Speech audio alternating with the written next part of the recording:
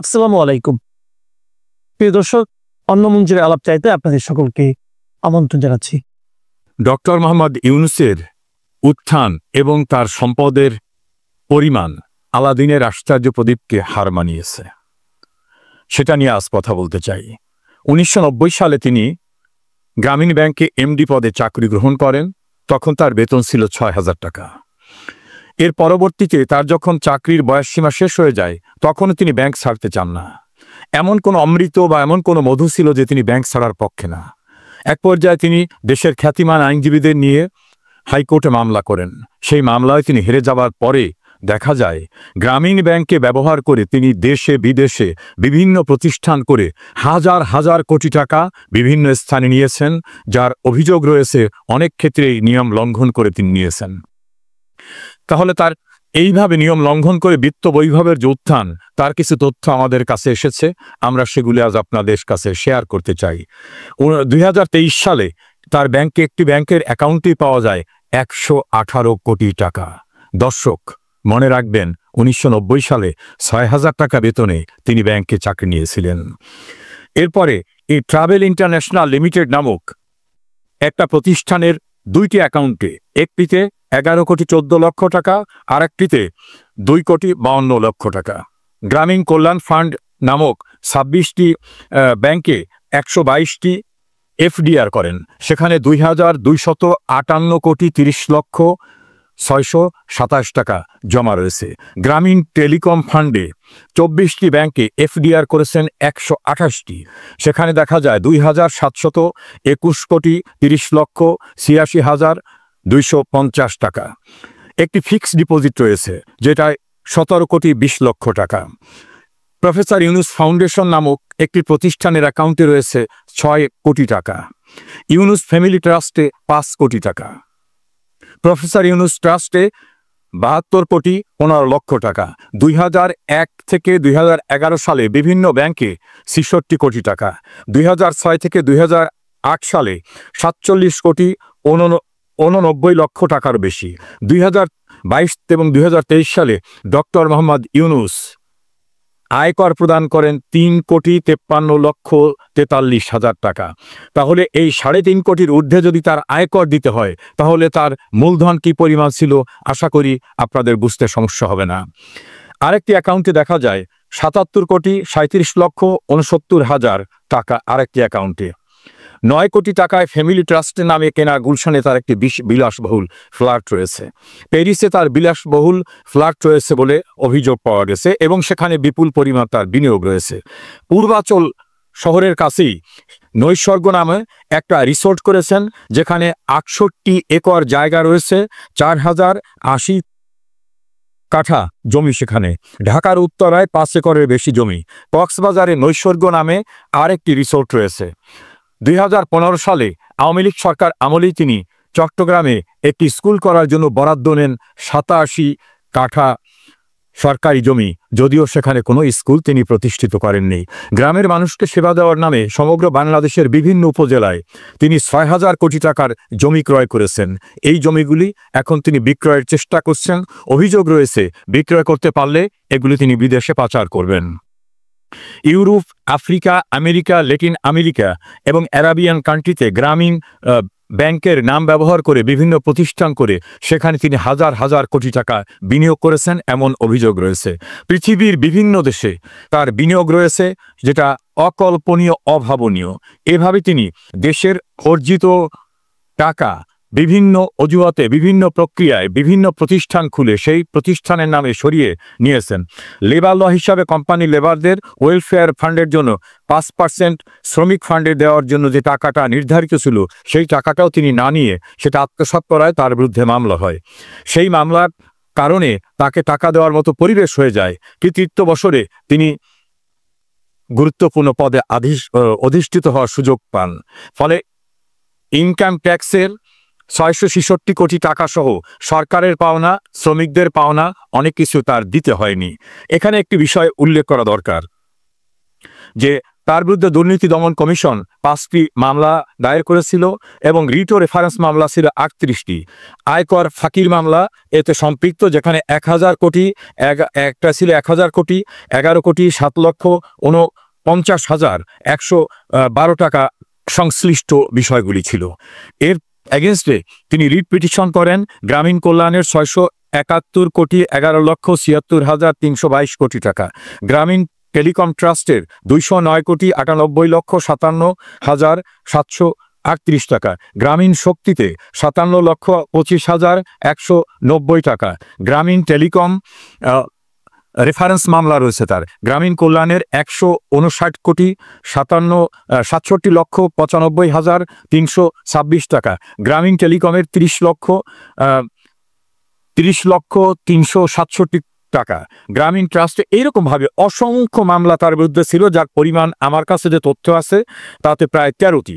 তিনি ক্ষমতা অধিষ্ঠিত হওয়ার পরে সব মামলাগুলিকে রাতারাতি নষ্ট করে দিতে পেরেছেন, সুযোগ নিতে পেরেছেন। এভাবেই ডক্টর মোহাম্মদ ইউনূস 9,000 টাকার গ্রামীণ ব্যাংকের এমডি পদের চাকুরি করে আজকে America, Latin America, Arabian country সহ দেশের বাইরে হাজার হাজার কোটি টাকার বিষয় সম্পত্তির মালিক হয়েছেন। এমনকি এমন প্রতিষ্ঠানও খুলেছেন যে প্রতিষ্ঠানে কার্যকর অবস্থা নাই, সেই প্রতিষ্ঠানে নিজের পরিবারের আত্মীয় স্বজনদের নাম দেখিয়ে সেখানেও লোন ডিস্ট্রিবিউট করেছেন। এভাবে শান্তিতে নোবেল পুরস্কার পাওয়া ডক্টর মোহাম্মদ ইউনূস কিভাবে আলাদিনের আশ্চর্য প্রতিভার গল্পকেও হার মানিয়ে বিপুল বিত্ত বৈভবের মালিক হলেন, সেটাই এখন আমাদের বিবেচনার বিষয়। তাকে নোবেল কমিটি শান্তিতে নোবেল পুরস্কার দিয়েছেন। প্রশ্ন উঠেছে, কোন শান্তির জন্য তিনি কাজ করেছেন? তিনি কি যুদ্ধে বিবাদমান যুদ্ধের 2টি পক্ষকে নিরসন করার জন্য কোথাও টাকা দিয়ে শান্তি স্থাপন করেছেন? না। তিনি কি বাংলাদেশে মানুষের কল্যাণে চিকিৎসা হতে পারে, শান্তি স্থাপিত হতে পারে কোন হাসপাতাল করে দিয়েছেন? না। মানুষের শিক্ষার জন্য তিনি বাংলাদেশে কোন স্পেশালাইজড বিশ্ববিদ্যালয় করে দিয়েছেন? না। ভূমিহীন মানুষদের আশ্রয় দেবার জন্য বা গৃহহীন মানুষের জন্য নিজের অর্থে কোনো গৃহ করে দিয়েছেন? না। প্রাকৃতিক দুর্যোগে বিপন্ন মানুষের পাশে দাঁড়িয়ে তার বিত্ত বৈভবের বিশাল একটা অংশ দিয়েছেন? না। রাষ্ট্রের ক্রান্তিকালে রাষ্ট্রকে তার বিত্ত থেকে ওয়েলফেয়ারের জন্য বড় কোনো অ্যামাউন্ট দিয়েছেন? না। তাহলে কোথায় তিনি শান্তি স্থাপন করলেন, যে শান্তির জন্য নোবেল কমিটি তাকে এবং গ্রামীণ ব্যাংকে যৌথভাবে শান্তির জন্য পুরস্কার দিয়েছে? কিছু কিছু অর্থনৈতিক বিশ্লেষকদের মতে অশান্তির জন্য দিলে সেটা যথার্থ হতো, কারণ গ্রামের প্রান্তিক অসহায় মানুষদের গ্রামীণ ব্যাংক থেকে যে লোন দেওয়া হয়েছিল সেখানে সুদ, চক্রবৃদ্ধি হারে সুদ দিতে দিতে তাদের কিস্তি দিতে যখন পারে নাই, অসহায় অবস্থায় তাদের উপর যে মানসিকভাবে এবং অন্য যে টর্চার হয়েছে, নির্যাতন হয়েছে, তাতে এই গরিব মানুষদের যতটুকু শান্তি ছিল সেই শান্তিকেও তিনি ধ্বংস করেছেন। সেজন্য অশান্তিতে যদি তাকে নোবেল পুরস্কার দেওয়ার চিন্তা করা হতো, সেটা নিয়ে কিন্তু কিছুটা যৌক্তিক আলাপ আলোচনা হতে পারত। তিনি বাংলাদেশে অন্তত শান্তির জন্য এমন কিছু করেন নাই যে কারণে তাকে কোনো শান্তির অ্যাওয়ার্ড দেওয়া যেতে পারে। কি কারণে দিয়েছে, যদিও এটা নিয়ে অনেক সমালোচনা রয়েছে যে তিনি ক্লিন্টন ফাউন্ডেশনে এবং আমেরিকার গুরুত্বপূর্ণ ব্যক্তিদের অনেক টাকা দিয়ে লবিস্ট নিয়োগ করে তিনি এই পদকটি পেয়েছেন, এই অ্যাওয়ার্ডটি পেয়েছেন। সে কারণে তাদের সঙ্গে তার সম্পর্কটা এমনই রয়েছে যে তারা যখনই সুযোগ পায় ডক্টর ইউনূসকে প্রমোট করতে চান। ডক্টর ইউনূসও হিলারি ক্লিন্টনের নির্বাচনের সময় বিরাট ফান্ড দিয়ে তাদের সহায়তা করতে চেয়েছিলেন, কারণ এখানে নেওয়া এবং দেওয়া, গিভেন এবং টেকেন, এই থিসিসের জায়গাটার মধ্য থেকে তিনি আজকের এই পর্যায়ে এসেছেন। বাংলাদেশে ডক্টর মোহাম্মদ ইউনূস ক্ষমতা দখল করার পরে বাংলাদেশে এমন শান্তি স্থাপন করেছেন যে শান্তির সূচকে বাংলাদেশ যেখানে ছিল সেখান থেকে 30 ধাপ নেমে নিচে চলে এসেছিল। তার একটা থিওরি আছে 3-0। এই 3-0-র 2টা জিরো নিয়ে আমরা আলাপ করতে পারি। একটা জিরো হচ্ছে নারীর ক্ষমতায়ন, আর একটা জিরো হচ্ছে দরিদ্রকে জাদুঘরে পাঠানো।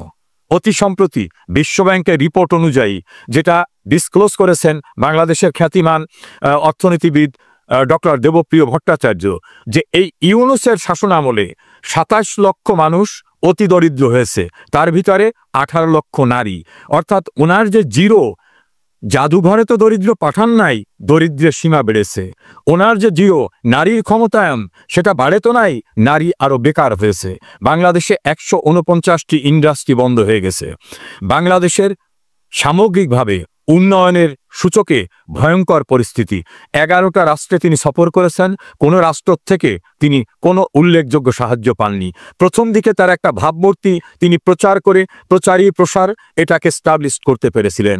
কিন্তু বাস্তবতা যখন সবার কাছে স্পষ্ট হয়ে গেছে যে তিনি অবৈধ ক্ষমতা দখল করার জন্য মেটিকুলাস ডিজাইন করে দীর্ঘদিন যাবৎ স্বাধীনতা বিরোধী, প্রতিক্রিয়াশীল এবং আমেরিকার ফান্ড নিয়ে বিভিন্নভাবে কাজ করে রাষ্ট্র দখল করতে গিয়ে যে ভয়ঙ্কর নৈরাজ্য সৃষ্টি করেছেন, গণতান্ত্রিক একটি রাষ্ট্র ব্যবস্থাকে ধ্বংস করেছেন, মবের রাজত্ব কায়েম করেছেন, আইন শৃঙ্খলা ধ্বংস করেছেন, প্রশাসনের সাহায্যার্থে এগিয়ে আসা দায়িত্বরত পুলিশকে হত্যা করা, বিভিন্ন রকম কর্মকাণ্ডে তিনি যে অগণতান্ত্রিক এবং অনৈতিক কর্মকাণ্ড করেছেন, এটা বিশ্ববাসীর কাছে আজ পরিষ্কার হওয়ার কারণেই কোনো দেশেই তিনি আর কোনো প্রশ্রয় পাচ্ছেন না। এমনকি গণতন্ত্রের সূতিকাগার বলা হয় যে ব্রিটেন, সেই ব্রিটেনে তিনি আসার পরে তারা হয়তো সবকিছু জেনেছে। এই জন্য ডক্টর মোহাম্মদ ইউনূসকে ব্রিটেনের প্রধানমন্ত্রী দেখা করতেও অস্বীকৃতি জানিয়েছেন। ডক্টর মোহাম্মদ ইউনূস ইতিহাসে রেকর্ড গড়েছেন, অশান্তি সৃষ্টি করেও শান্তির নামে নোবেল পেয়ে।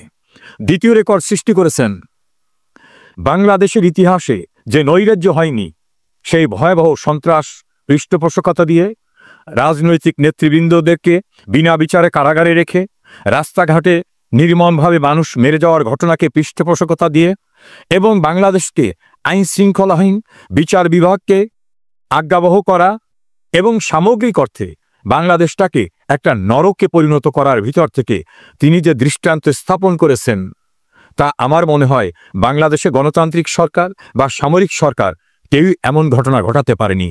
বর্তমানে তিনি আরও দীর্ঘদিন ক্ষমতায় টিকে থাকার জন্য নতুন আঙ্গিকে কাজ শুরু করেছেন। কিন্তু শেষ রক্ষা কি হবে?